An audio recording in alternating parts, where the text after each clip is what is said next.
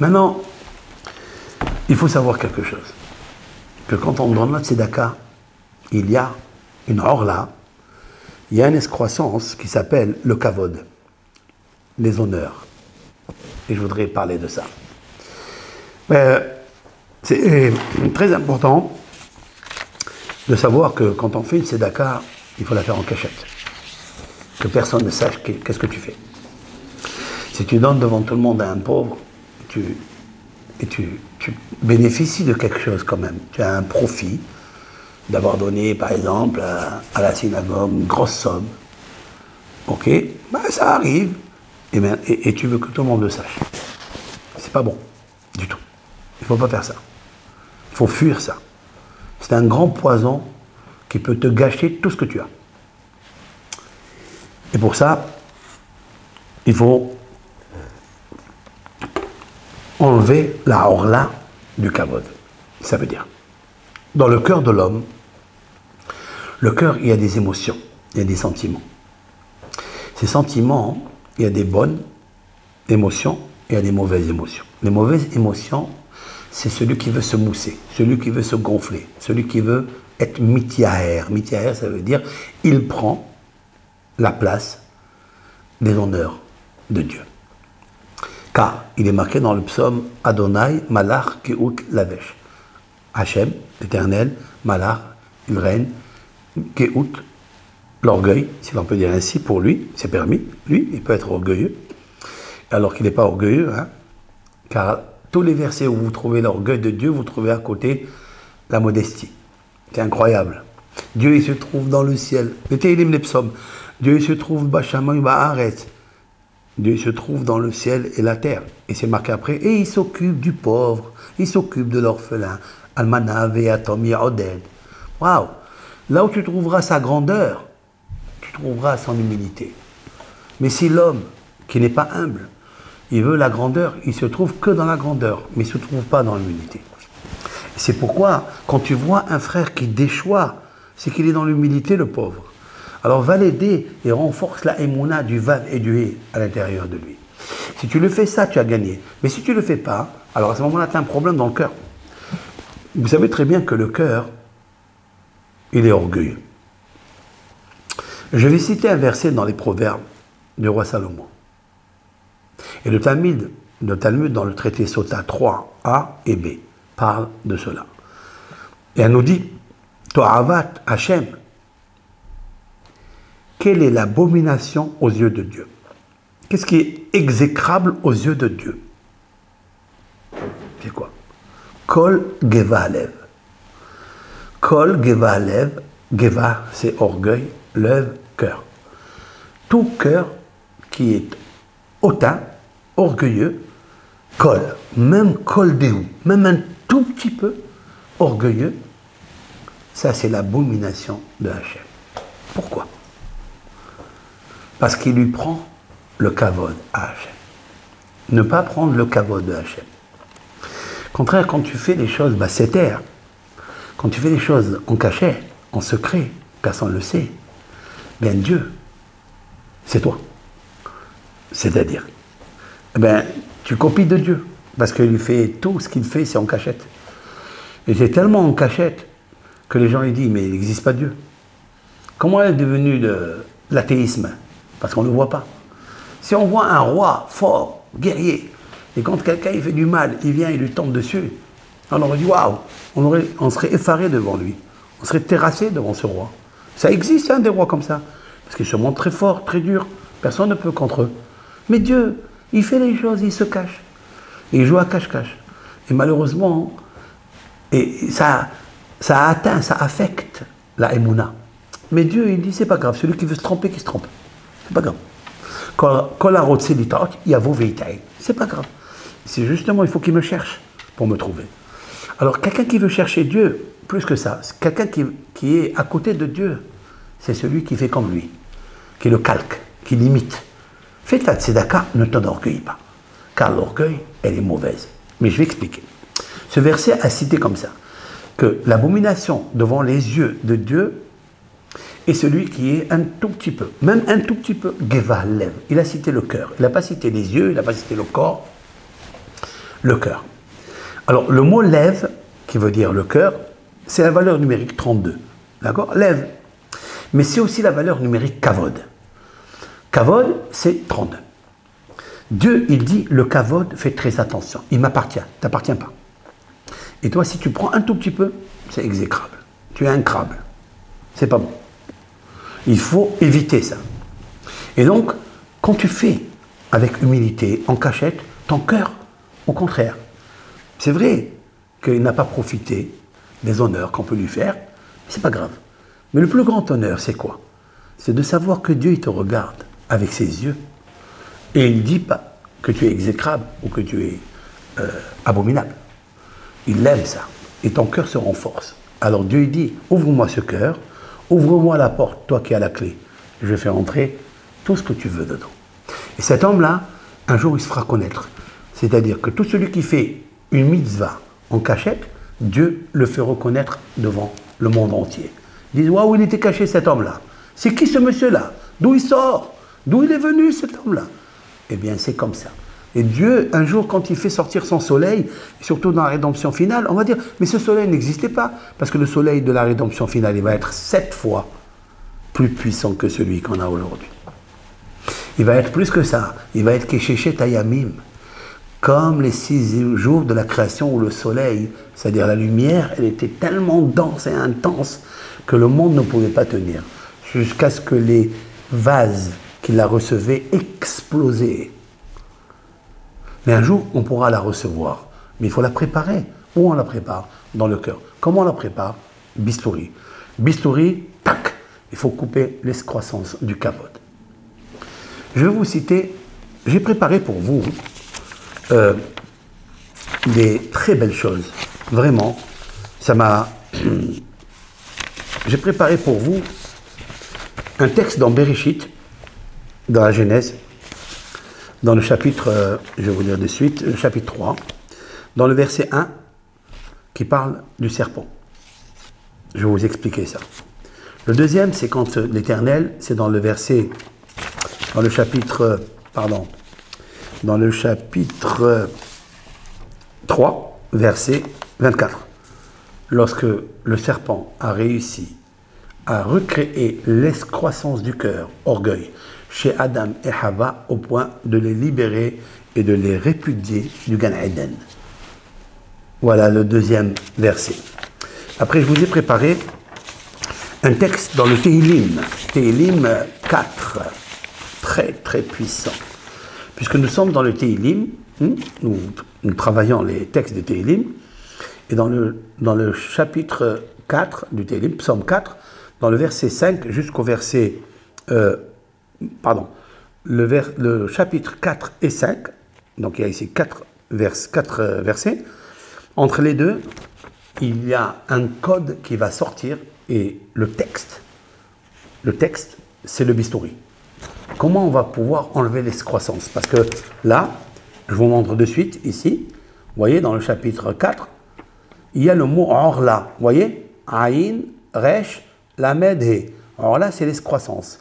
Ça veut dire que le roi David, par sa sagesse, par l'intuition divine qu'il possédait, par l'amour qu'il avait pour Dieu, par le fait de supporter toute sa vie et ne pas se venger, qu'il a montré l'humilité, Dieu lui a créé un cœur pur et un esprit convenable.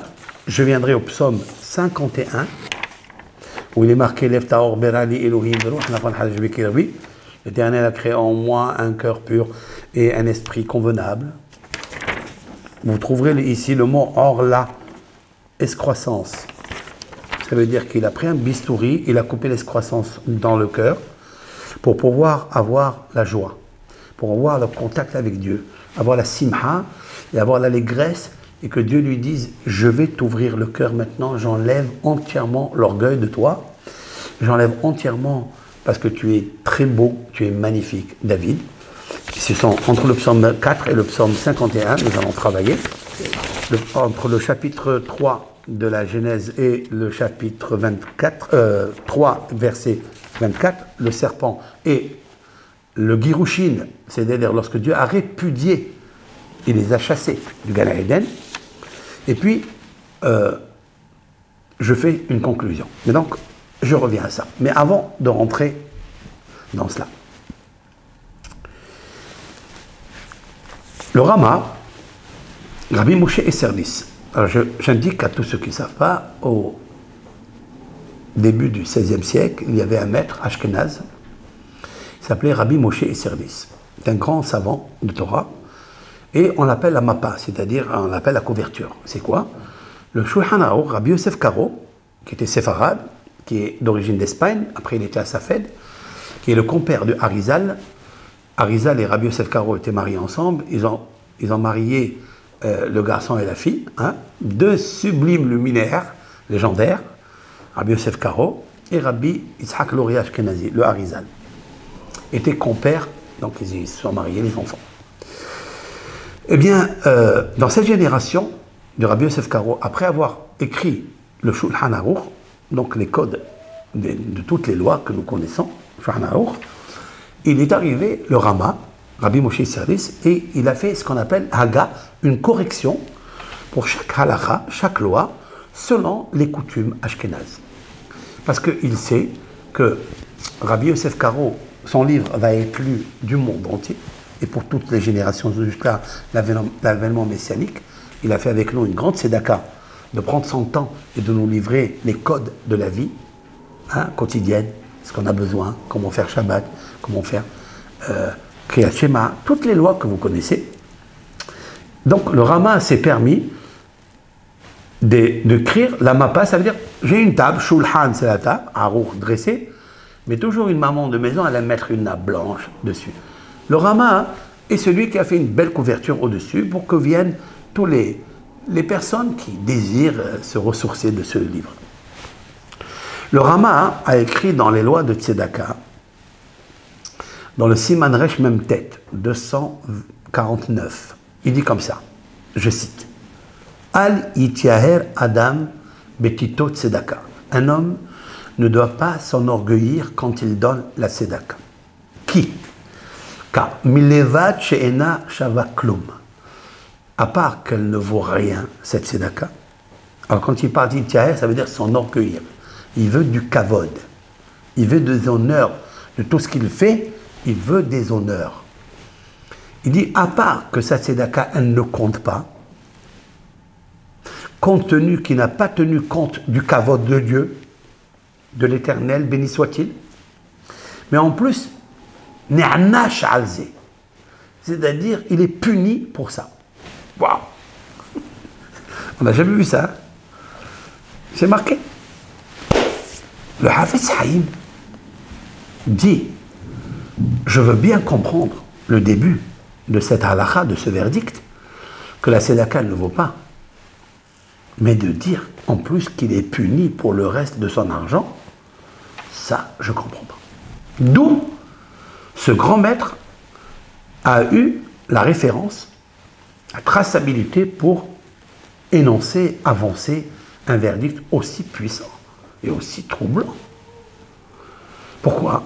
Parce qu'il est marqué dans le Talmud, dit le Hafetz Haïm, que si quelqu'un il a fait une tzedaka dans sa vie, et après il a regretté d'avoir fait cette tzedaka, on appelle ça dans le terme Tohe ala Rishonot, c'est-à-dire il est étonné et il est on appelle ça stupéfait, hein, d'avoir fait la tzedaka avec tel pauvre, avec cet organisme, etc. Toé, il dit, je regrette d'avoir fait ça. C'est marqué dans le Talmud que cette tzedaka, elle est caduque. Elle n'est pas comptée dans le ciel. Il a abîmé, il a effacé la tzedaka. Il dit le Hafetz Haïm, mais il n'est pas marqué qu'il va être puni. Ça n'est pas marqué cela. Donc, ça veut dire qu'il va perdre son autre argent. C'est pas marqué. Où a-t-il tiré le Rama, que non seulement que sa tzedaka ne vaut rien, elle est caduque, mais en plus il sera puni. Onesh, c'est une punition, un châtiment. Où il a trouvé ça? Comme ça, Moreno Arabe Hafetz Haïm pose et il laisse Betzarech Haïm, c'est-à-dire il faut trouver la référence, il faut trouver la réponse. Je dirais avec sa permission du Hafez Haïm, petit que je suis. C'est un traité talmudique qui est clair dans le Talmud. Si on visite le Talmud, le traité Ketubot, page 66, le Talmud raconte quelque chose là-bas. Il y avait à l'époque de l'embargo que les Romains avaient fait à Jérusalem. Donc on parle ici de la construction ou la destruction du deuxième temple. Lorsque les Romains ont siégé Jérusalem pendant 3 années, il n'y avait personne qui rentrait ni qui sortait, donc ils devaient consommer toute la nourriture qu'ils avaient, le bois, l'huile, le blé. Il y avait parmi eux 3 hommes richissimes. Chacun a dit, je vais fournir ce que j'ai. Un, il avait le blé, il a fourni le blé. L'autre, il avait l'huile, il a fourni l'huile. L'huile, c'est pour allumer le soir pour pouvoir étudier. Comment le soir, il n'y avait pas d'électricité, donc il a fourni. Maintenant, il faisait froid aussi. Quand il arrivait l'hiver, il faisait froid. Il y a un qui avait des entrepôts de bûches, des bûches de bois. Il a alimenté tout Israël avec... Il a fait don de cela. Parmi les 3 hommes, il y avait un homme qui s'appelait Nakdimon Ben Gurion. Comment il s'appelle Nakdimon Ben Gurion? Cet homme-là, il a fait la tzedaka. Il a fait beaucoup de tzedaka avec Ben Israël. Avec les pauvres, avec tout. Maintenant, lorsque le temple était détruit, là, je commence le Talmud, dans le traité Ktubot 66b. C'est marqué comme ça. Lorsque Rabban Yohanan ben Zakkai, après la destruction, il est sorti de Jérusalem, accompagné de ses élèves. Il chevauchait un âne. Et il se dirigeait vers la sortie, et voilà, il voit une femme en train de ramasser des graines d'orge parmi les excréments d'animaux. Cela veut dire quoi? Vous savez, l'orge, c'est la nourriture des animaux. Le blé, c'est la nourriture des hommes. Maintenant, lorsque on donne à manger de l'orge aux animaux, à des ânes ou à des chameaux, bien des fois, il reste quelques graines qui traînent. Soit elles avaient terminé de manger, elles se sont rassasiées, donc on laisse quelques graines. Et après, ces animaux, ils font leurs besoins dessus. Et donc, cette fille-là, elle ramassait tellement la pauvreté, tellement la famine, elle ramassait les graines d'orge. C'est honteux. Elle avait une honte terrible. Arriver à ce point à ramasser parmi les excréments d'animaux, le fumier. C'est une honte, c'est une punition énorme. Alors, lorsqu'elle a vu Rabban Yohanan ben Zakkai, elle a pris ses cheveux, donc elle avait la tête découverte, elle a pris ses cheveux, elle a caché son visage. Elle est venue le voir, elle lui a dit, Rabbi, parnesseni, Rav, donne-moi la parnassa. Et la même chose ici, elle lui a dit, pas seulement donne-moi à manger, parce qu'aujourd'hui tu vas me donner à manger, mais demain, comment je vais me nourrir? On va le traduire aussi, ouvre-moi un petit commerce, fais-moi un fonds de quelque chose que je puisse subsister. Lorsque elle lui a dit cela, il lui a dit, bat mi'at, il lui a dit, tu es la fille de qui? Alors elle lui a dit, je suis la fille de cet homme-là qui était tellement riche, Nakdimon Ben Gurion. Cet argent qu'il avait énorme. Et le Rav, il discute encore avec elle. Et il lui dit, Vemamon, Shelo, Echan alach, et l'argent qu'il possédait, où il est parti? On voit que l'argent, il a des pieds. Parce qu'il lui dit, Echan alach, alach c'est marcher. Où il a marché, où il est parti, où il a voyagé. On voit que l'argent, s'il est chez quelqu'un, hein, il faut qu'il reste chez quelqu'un. Parce que si on ne fait pas les choses bien avec cet argent, ou on les fait avec des mauvaises intentions, alors il se sauve. Il lui dit, Hechan halach, où il est parti. Ok? Alors il lui a dit, Melah mamon haser. Elle lui donne un slogan, un proverbe connu à Jérusalem, Il lui dit, tu sais très bien que dans cet exemple, cette parabole, quelle parabole? Melah, le sel, Mammon, l'argent, Hasser, il manque. Ça veut dire. L'explication. Melah, c'est le conservateur. Le conservateur de ton capital pécunier, tu sais c'est le quoi? Hasser. Il faut le faire diminuer à la tzedaka. Tu veux conserver ton argent? Tu ne veux pas qu'il se sauve? Donne de la tzedaka. Tu as 100 euros, prends 10, prends 20, donne aux pauvres. Donne. Si c'est possible, en cachette. Vous savez le sel, quand on sale quelque chose, des tomates, des poivrons, tu ne le vois plus. Il conserve, lorsqu'il rentre, il pénètre, tu ne le vois pas. Avant, tu le voyais, tu le prenais, il est concret dans tes mains. Mais une fois que tu l'envoies dans le truc, il disparaît.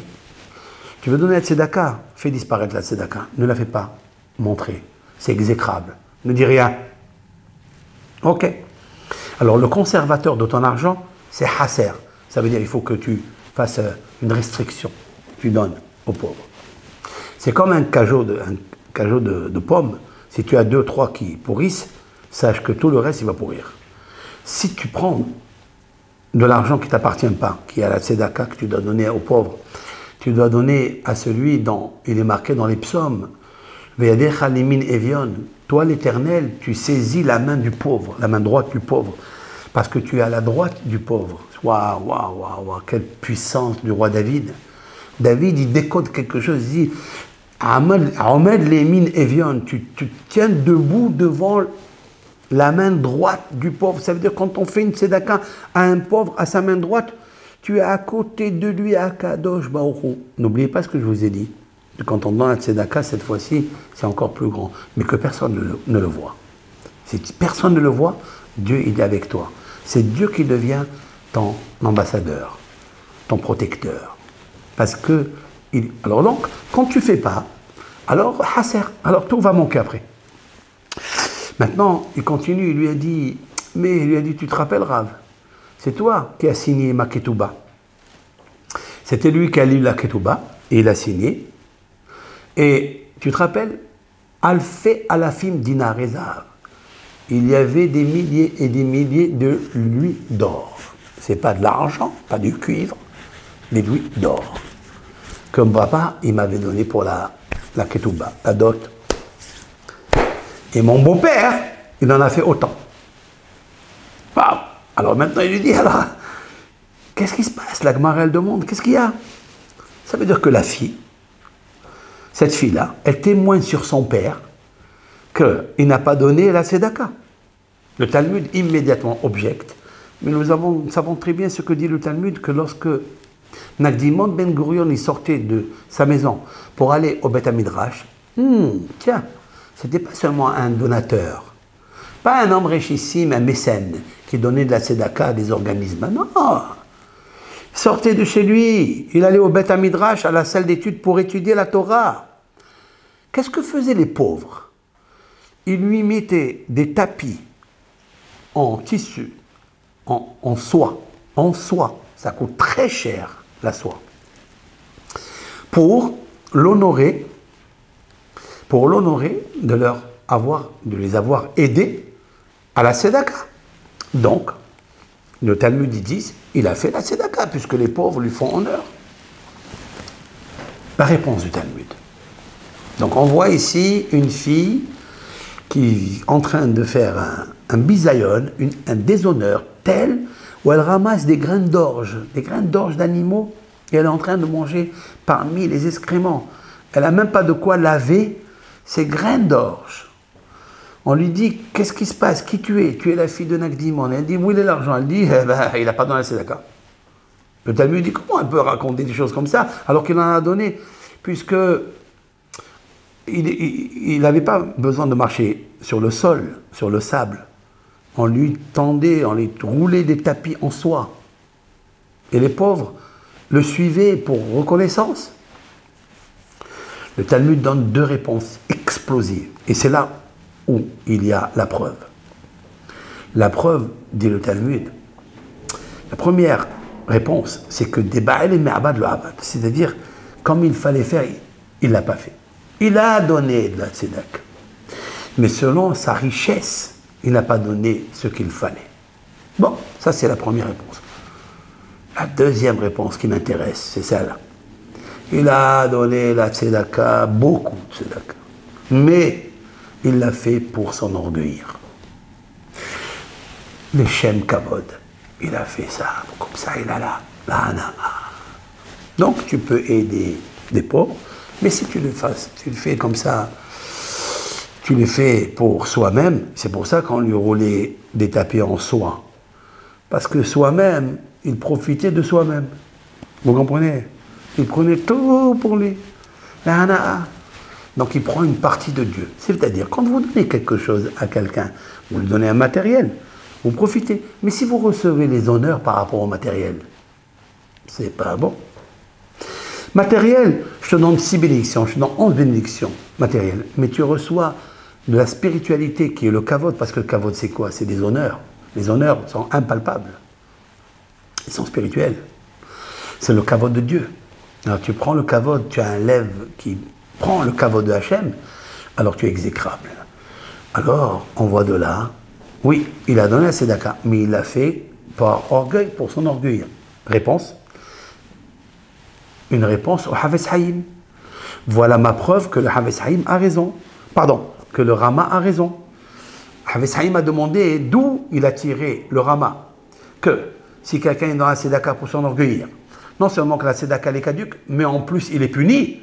Le Havetz Haïm dit, on a vu ça. On a vu ça ici, dans ce Talmud. D'ailleurs, le traité talmudique, Ketubot, page Samervav 66, en hébreu c'est sous. Samervav, sous.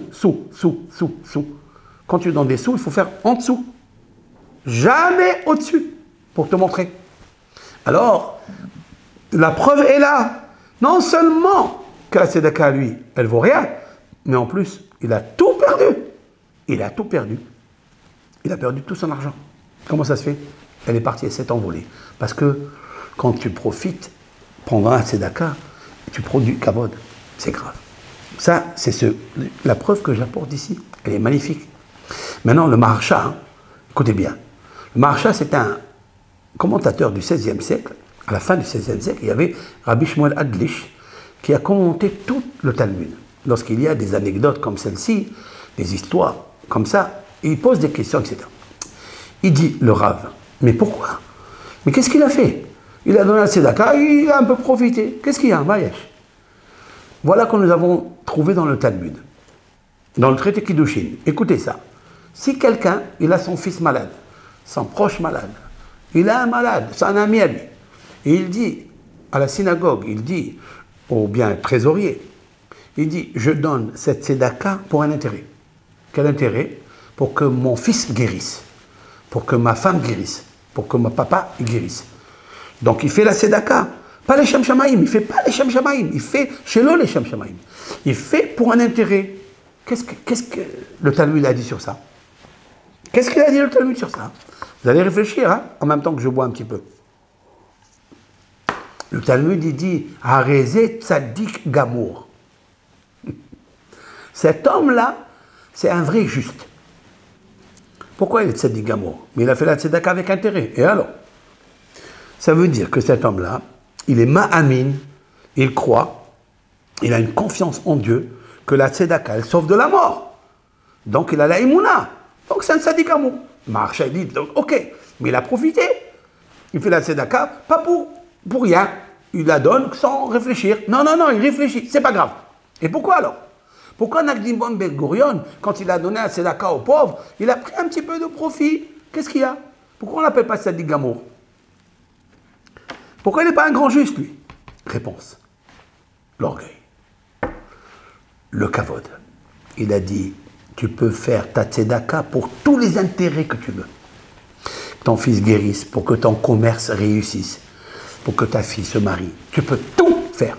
Et tu es encore appelé tzadik gamour. Tu es un vrai juste. Entier, complet.